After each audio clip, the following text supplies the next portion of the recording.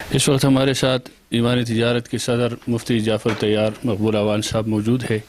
جو پاکستان شریعت کونسل خیبر پختونخوا کی جنرل سیکرٹری بھی ہے اور ایک مدرسے کے متمم بھی ہے۔ آج بلکہ میرے خیال میں پروگرام بھی ہے اس کے ہاں بخاری شریف کے، تو اس سے ہم نے تھوڑا سا وقت لیا ہے۔ حضرت آپ کا بہت شکریہ کہ آپ نے وقت دیا ہمیں۔ تو آپ سے یہ ہے کہ یہ جو دورے کی ابھی جامعۃ الزیتون میں ہم گئے تھے، آپ بھی ساتھ تھے یہاں اس مدرسے میں، اور اس جو امتحانی جو مرحلہ ہے امتحان کا، یہ فاق المدارس کا، اس سے آپ کتنا مطمئن ہیں؟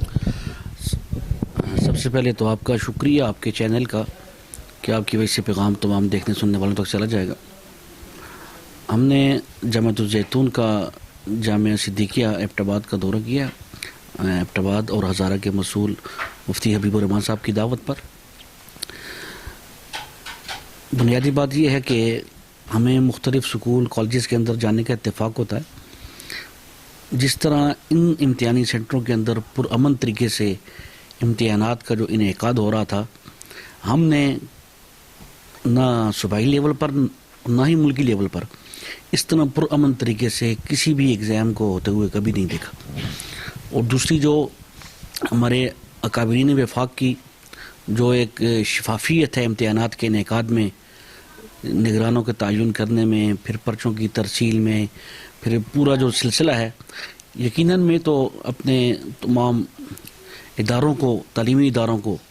یہ تجویز دینا چاہوں گا کہ آپ امتحان کی شفافیت کے حوالے سے اس وفاق المدارس کے امتحان کو کاپی کرنے کی کوشش کریں، کہ جتنی شفافیت وفاق المدارس کے امتحانات کے اندر ہے،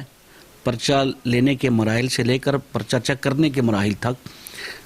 میں تو یہ تجویز دوں گا کہ بھائی یہ سارا جو پروسیس ہے، ہمارے تعلیمی ادارے اس کو کاپی کرنے کی کوشش کریں۔ اچھا سر، یہ آپ نے کہا کہ اسکول اور کالج والے بھی اس کو کاپی کرے یا جو نظام وفاق المدارس کے ہیں، لیکن دوسری طرف ہم دیکھتے ہیں تو گورنمنٹ آف پاکستان یہ کہتی ہے، یا ریاست کے لوگ یہ کہ یہ مدارس کے اندر نقص ہے، کمیاں ہیں، اس کو پوری کرے، اس کے تعلیمی نظام کے اندر یہ کوتاہی ہے، یہ کوتاہی ہے، مختلف بیانات وقتاً فوقتاً سامنے آ رہے ہیں۔ تو دوسری طرف وہی بات کر رہے ہیں، اور یہاں اگر مدارس کو دیکھا جائے تو اس کا ایک منظم نظام ہے، بلکہ ان کے لیے یہ معیار ہے۔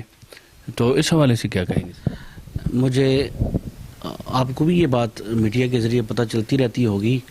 کہ مختلف کالجز یونیورسٹیز کے اندر، بالخصوص جو فیمیل یونیورسٹی ہیں، ان کے اندر تو امتحانات کے اندر جو پاس کرنے کی جو شرائط رکھی جاتی ہیں وہ انتہائی ہی حیران کن ہوتی ہیں۔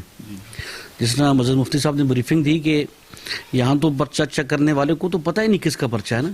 وہاں تو شرط رکھی جاتی ہے کہ بھائی یہ شرائط پوری کریں گے تو آپ کو پاس کریں گے اس سمسٹر کے اندر یا اس کے اندر۔ دیکھیں، الزامات لگانے والے تو الزامات لگاتے رہتے، لیکن اس وقت جس تعلیمی نظام پر اربوں کا بجٹ ہے، اربوں کا بجٹ، اس تعلیمی نظام کے اندر پاکستان کے اندر عالمی سطح کی کوئی یونیورسٹی پہلے 300 یونیورسٹیوں لیول پر ہے ہی نہیں۔ تو جس نظام پر اربوں خرچ ہو رہا ہے، اس نظام کے اندر تو کوئی یونیورسٹی آپ کو پہلے 100 میں نہیں، 2 میں نہیں، 300 کی لسٹوں میں نظر نہیں آتی۔ اور جس نظام کو یہ اہل اللہ، یہ اہل مدارس پرامن اور پروقار طریقے سے چلا رہے ہیں، وہ تو الحمدللہ اپنی مدد آپ سے پوری دنیا کے اندر جو پہلے ٹاپ کے 10 مدارس ہیں، ان میں سے میرے خیال سے دوسرا، تیسرا،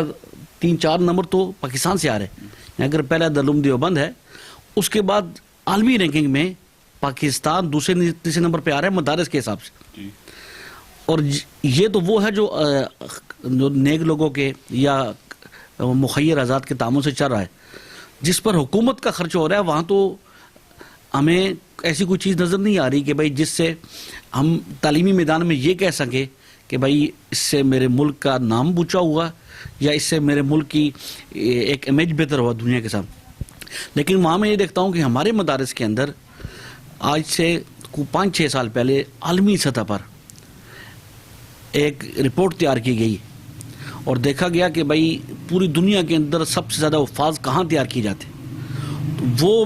سرزمین حجاز جہاں قرآن کا نزول ہوا، اس کے اندر صرف 5000 حفاظ تیار ہوئے تھے، اور اس وقت پاکستان کے اندر 78,000 کے لگ بھگ حفاظ تیار ہوئے. پھر عالمی سطح پر ہمارے اس وفاق المدارس کو ایوارڈ دیا گیا. میں سمجھتا ہوں جو ایوارڈ سعودیہ کے اندر، مکہ مکرمہ کے اندر عالمی سطح پر پوری دنیا کے اندر زیادہ حفاظ تیار کرنے پر وفاق المدارس کو ملا، وہ وفاق المدارس کو نہیں ملا، وہ پاکستان کی ہر شہری کو ملا، وہ پاکستان کی ریاست کو ملا، وہ پاکستان کی حکومت اور اداروں کو ملا. ایسے حالات کے اندر کہ جب ہم تعلیمی میدان میں پسپائی کا شکار ہیں، اور یہ حوصلہ افزا بات یہ کہ بھائی مدارس عالمی سطح پر، جس طرح قائد جمیل مولانا فضل الرحمان صاحب نے کچھ دن پہلے کہا، ہم ہر اعتبار سے جوڈیشلی کے اعتبار سے 143 پہ جا رہے ہیں، تمام ادارے پیچھے ہر اعتبار سے، لیکن اس اعتبار سے تعلیمی سرگرمیوں میں، علمی حلقوں میں، قرآن و سنت کے اعتبار سے یہ پاکستان پہلے نمبر پہ جا رہا ہے. تو آپ کیا سمجھتے سر، یہ جو کچھ بورڈ الگ ہو گئے وفاق المدارس سے، انہوں نے اپنے بورڈ بنا لی ہے، تو وہ کیوں، اس سے اتفاق نہیں تھا یا گورنمنٹ کے پریشر میں آ گئے؟ کیا سمجھتے ہیں کیوں الگ ہو گئے؟ میں تو اس پر تو ان کی موجودگی میں کہہ دینا چاہتا ہوں، اصل میں کچھ مجبوریاں ہوتی ہیں، تو جب لوگ مجبور ہوتے ہیں انہوں نے اپنے کام کرنے ہوتے ہیں.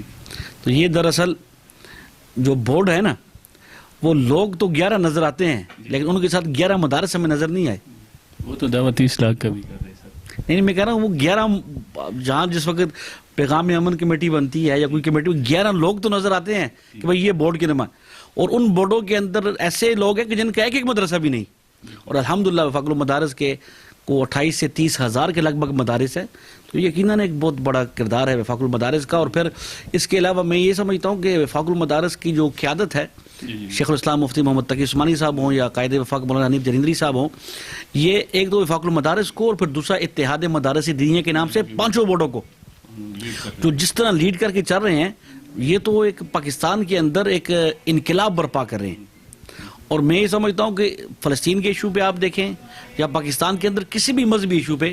جو رائے اتحاد مدارس دینیہ دے رہا ہے، پیش یار، جس رائے کو اتحاد مدارس دینیہ دے رہا ہے، اور اسی کو پاکستانی قوم لیڈ کر رہی ہے. تو اس پر یقیناً یہ ذات اس پر داد کے مستحق ہیں، تحسین کے مستحق ہیں. بہت شکریہ حضرت.